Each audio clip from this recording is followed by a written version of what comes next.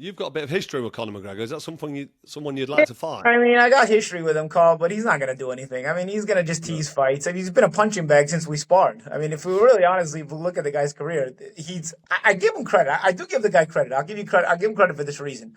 He's the only guy that can constantly get his ass kicked and then give it a rest and then come back and talk as if he's been winning and convince the crowd, convince the public like he's a winner and generate interest in the next fight.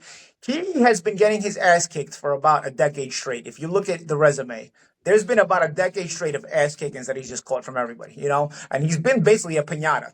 But he gives it enough rest. He'll get into a fight in a nightclub and beat somebody up, or he'll knock out a mascot in a Miami Heat game or something and beat somebody up, or he'll hit an old man in a pub and sort of generate the interest away from the fact that he's just been getting his ass kicked. And then all of a sudden, there's interest in another fight, and he's somehow he's managed to do it again with his talk of fighting at the White House recently. I find it, I got to be honest, I find it quite amazing that he's able to pull that off. I mean, that it's either the real stupidity of a generation that we live in, or the man's a genius, one or the other, or it could be both.